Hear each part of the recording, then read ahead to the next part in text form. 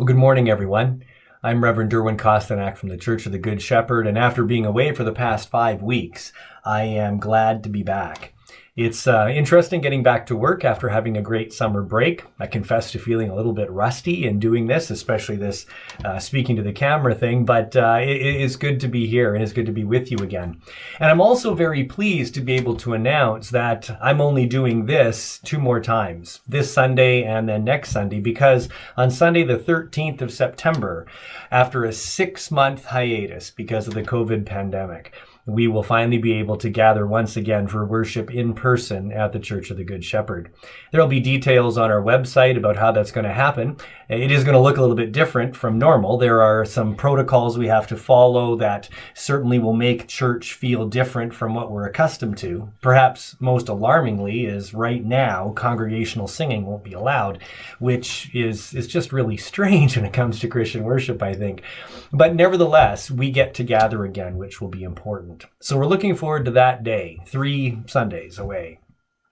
And so actually, in light of that, I also want to say that this sermon that I'm beginning today in just a few minutes will be the first of another mini-series of sermons.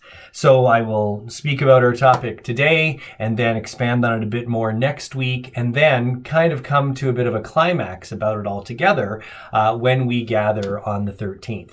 Now, that's not to say that of all of these sermons, the one on the 13th is the most important and you can skip the first 2. No.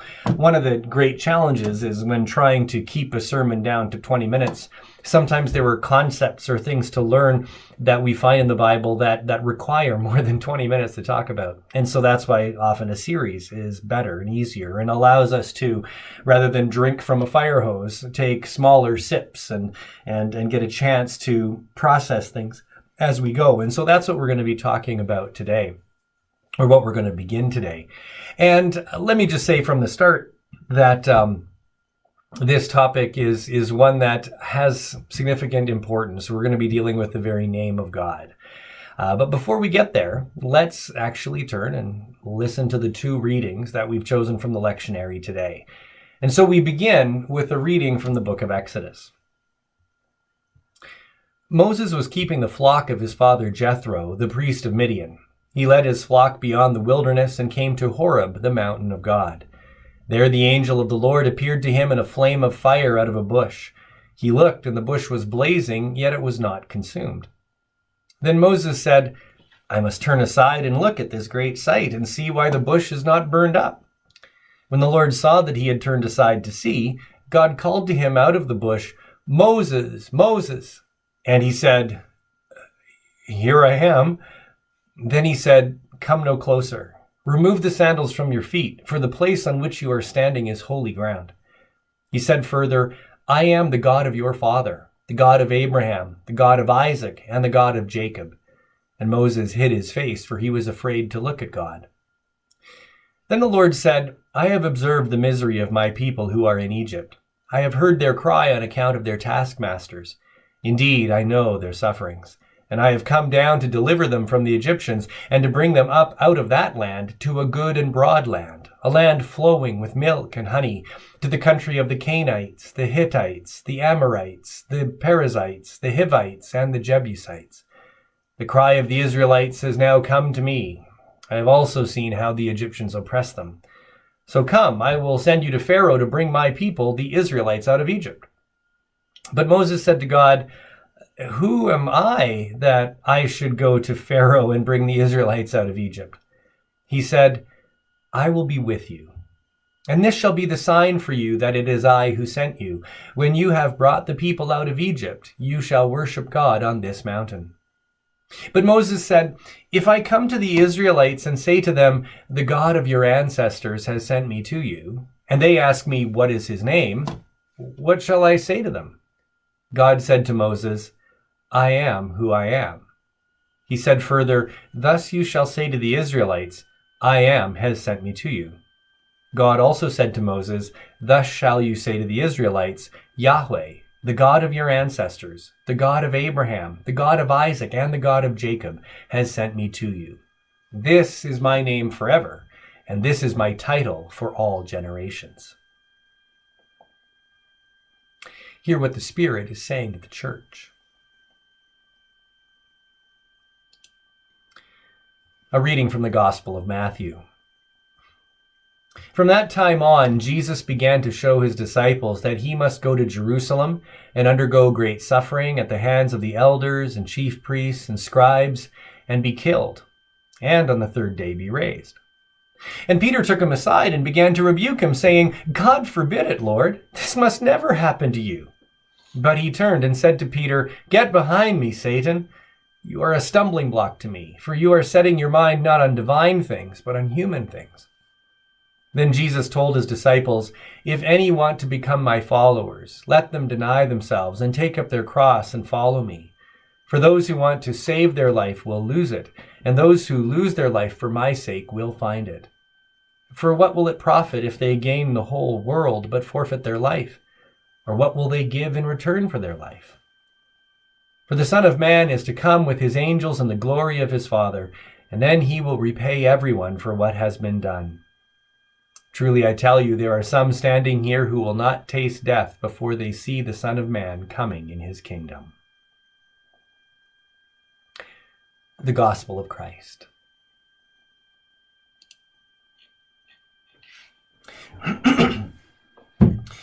Well, those of you who have listened to me preach over the past 3.5 years will no doubt recall numerous occasions where, in the context of the Old Testament, I will tell you that when you encounter the words "the Lord" in the Hebrew Bible, written in all caps, that what is actually underlying that statement, or that word really, is the actual covenant name of God, the name of the God of Israel, and I've said that that name is Yahweh. And what we discover in Exodus chapter 3 here is how it came about that God was known by that name to Israel. Now, what has happened prior to that is what can be called the history of the world, followed by the beginning of the history of Israel. In the first 11 chapters of the Bible in Genesis, we find what is described as the account of how the world came to be as it is, with God as its creator, stories about why things seem to be kind of messed up and why there are a bunch of different languages and people groups and so on. But in Genesis chapter 12, we are given what can be called the beginning of the history of Israel. And what happens there is a man named Abram is living in Mesopotamia, and he is worshiping God. This is the Hebrew name El, by the way. It's spelled E-L in English, properly pronounced Ale in Hebrew, but it's easy just to go with El. Sometimes you see it hyphenated like El Shaddai, which means God Almighty.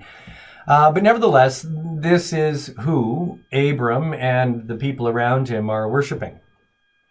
And he perceives that God, that El, calls to him and says, I want you to get up and go to a land I'm going to show you.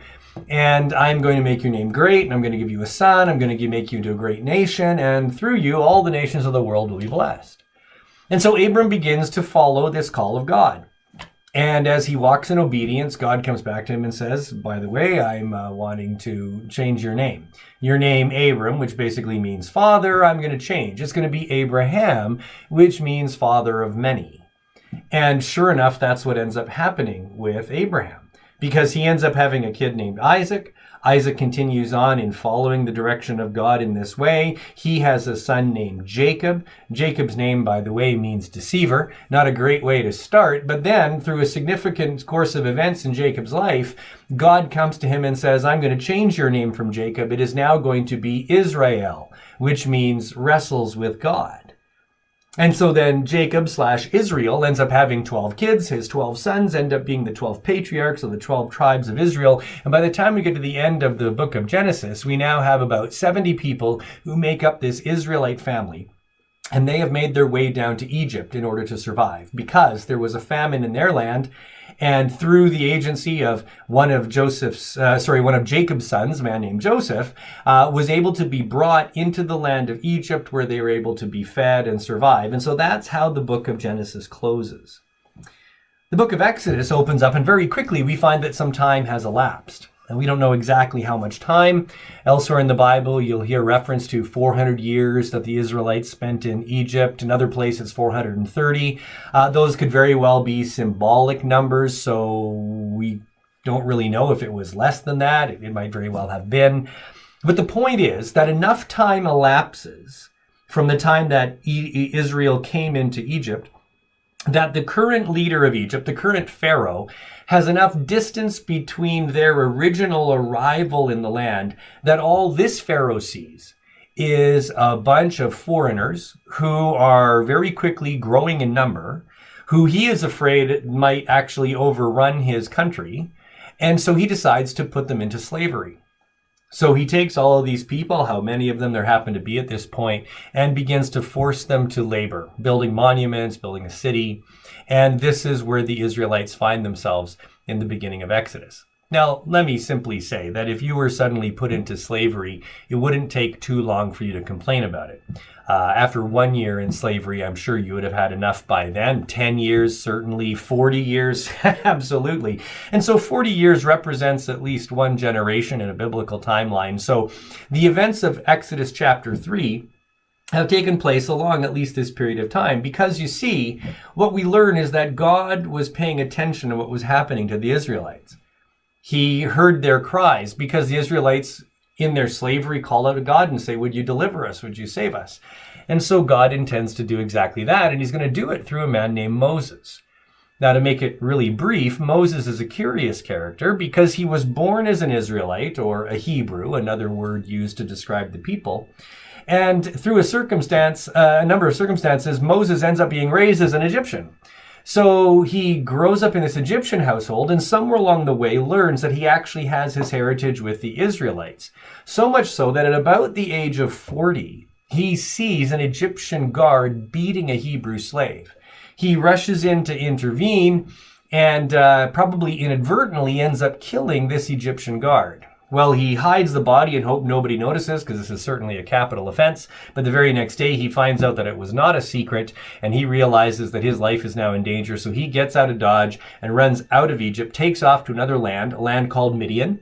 And there he encounters a man named Reuel, the priest of Midian, and his daughters, and he is given Reuel's daughter Zipporah in marriage. He settles down, they have a couple of kids, and about 40 years further elapse.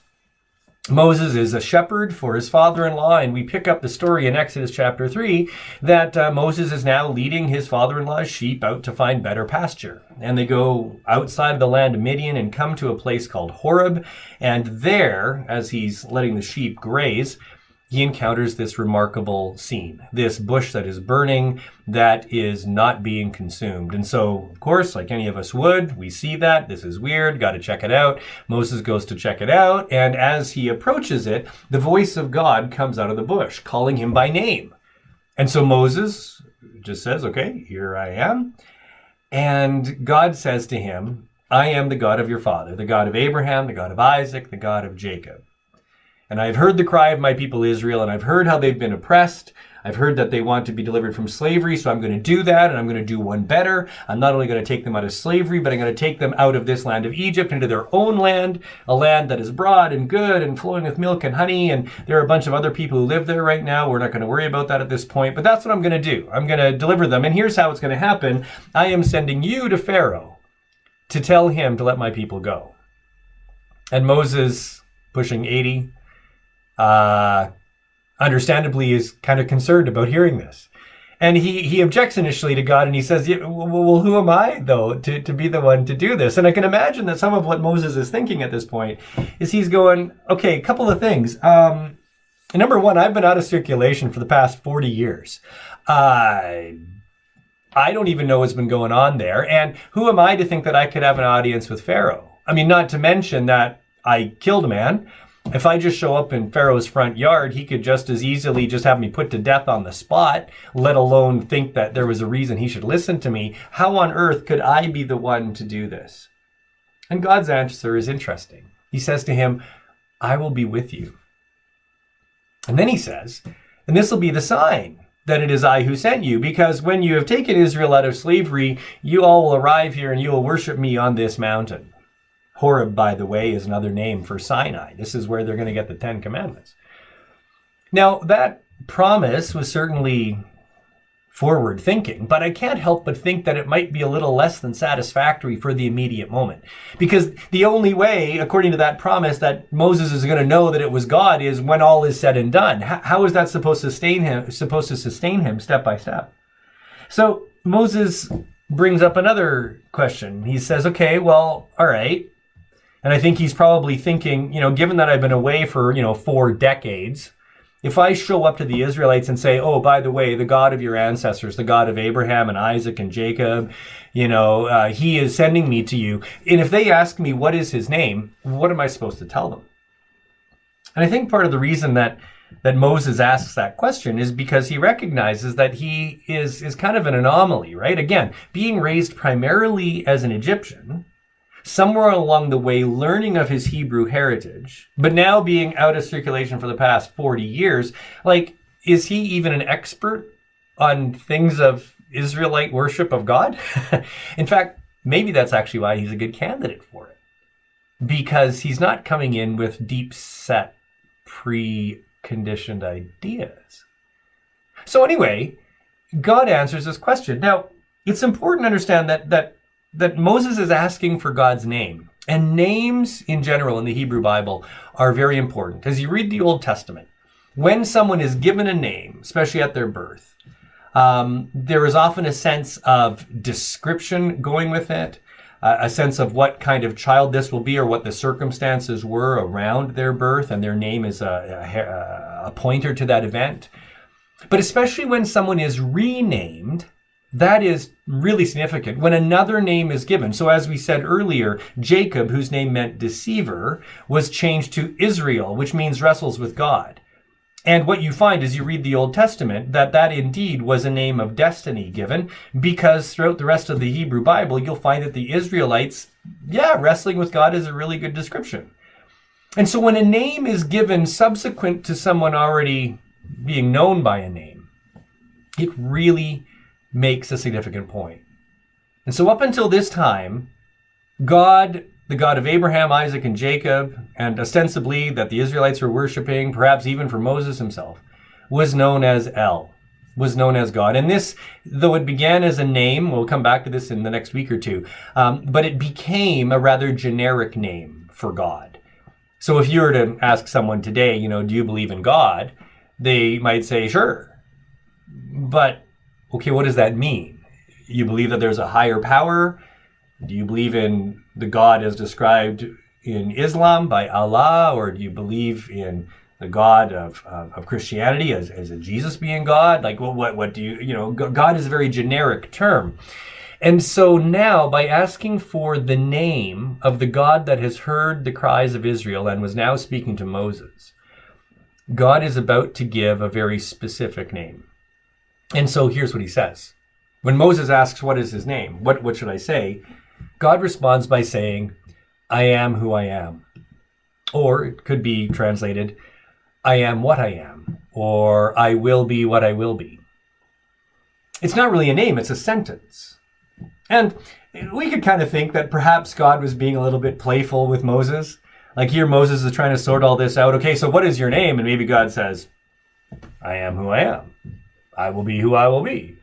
You can kind of see that, but I doubt God is really just being playful at this point, because he goes on to shorten that up. In verse 14, he says, this is what you are to say to the Israelites, I am has sent you. And then in the very next verse, he says, this is what you shall say to the Israelites, Yahweh has sent me to you. So what we see here is something curious linguistically. I am, in Hebrew, is ehyeh. That's how you say I am. And so the first time, God says to Moses, you're going to tell them, ehyeh has sent me to you. But then the very next verse, he says actually, Yahweh has sent me to you. And Yahweh sounds a lot like what it would mean to say he is in Hebrew. So what we see here is from God's perspective, God's name is I am.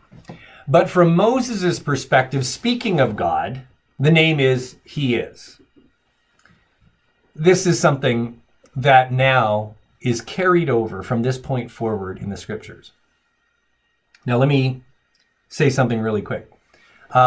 one of the important aspects of biblical interpretation is progressive revelation. And what that means is, as we begin from Genesis and work our way through Revelation, we start to find how God is increasingly revealed and understood as time progresses. And so you start with something very basic and general, to start with, God is a creator, that kind of thing. Here we come and God actually has a name. And as we carry on, we learn more about the character of God and so on. When Jesus shows up in the story, it's a huge step up in our understanding of God. And as we've carried on from the past 2,000 years since the Bible had been written, we continue to learn more about God. And so I just want to simply say that one of the things that we have come to understand with clarity is that, of course, God is not male. God is not female. In fact, even in the beginning of the Bible, it talks about how both male and female are created in God's image. And so to try to insist that God is male would be incorrect. To call God he, well, we ought to be able to just as much call God she, but neither of those is fully accurate. If we had a neuter pronoun, that would be better, but in English, the only neuter pronoun we have is it.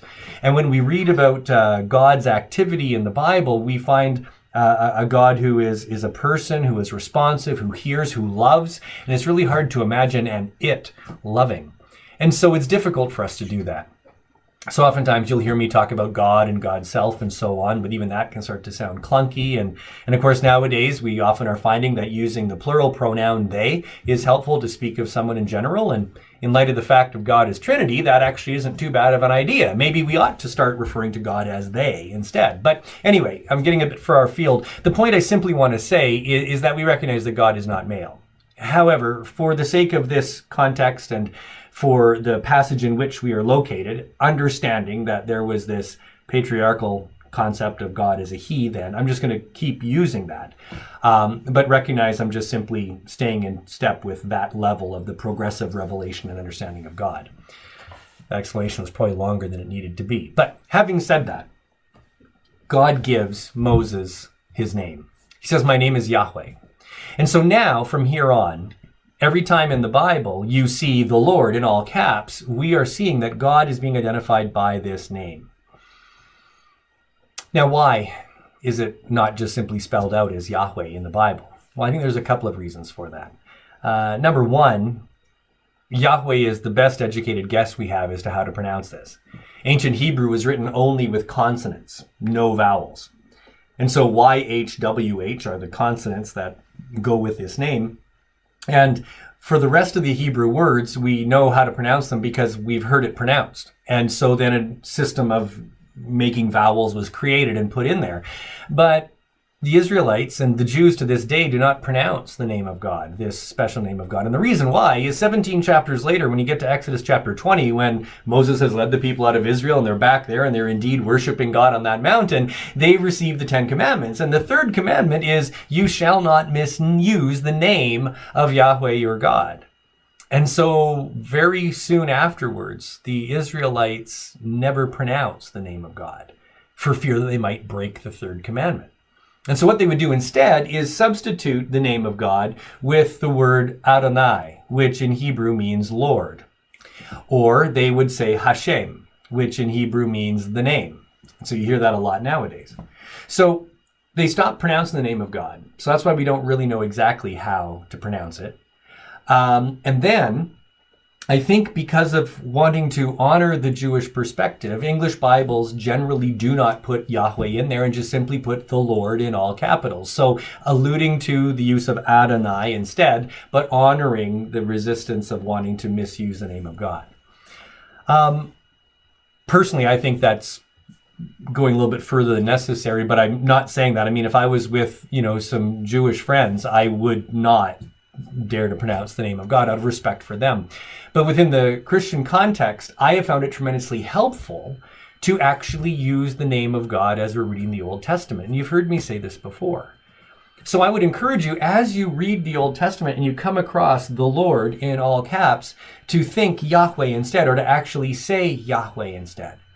Because that starts to bring further clarity to what's going on in the situation.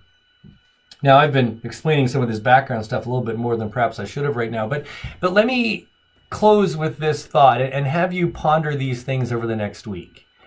Given that God has a name now, It's not the generic name El, but it is a specific name, Yahweh. What that is saying to the Israelites is what I want you to ponder. Imagine you're Moses, or one of the Israelites, rather, that Moses is coming to speak to. And this guy who you haven't seen for 40 years shows up and says, the God of your fathers, the God of Abraham, the God of Isaac, the God of Jacob, has sent me to you. His name, by the way, is Yahweh. He's going to deliver you from slavery and take you into a good land. What does it do for you to know that the name of the God that's listening to you is Yahweh, is I am, or He is? If you're aware of the Egyptian pantheon of gods, then you understand that this God is distinct from Ra, the sun god, or the goddess Isis, or the dog-headed Horus of the Egyptian pantheon. As you encounter other people groups, you'll find out that your God is Yahweh and not Baal and not Chemosh and not Asherah and not Molech. There's a specificity about this God. As you ponder over the course of this week, what does it mean for you to understand that God has a specific name? May I suggest to you that being named means that it's very difficult to think of God as merely a force or a concept or a principle. It's hard to think of God as merely a higher power. With a name, well, names are how we specifically identify each other. I'm Derwyn, you are whatever your name is, and that's how you're distinct from others. That's how we know. So there is an ability to know somebody with a name. Therefore, God is knowable.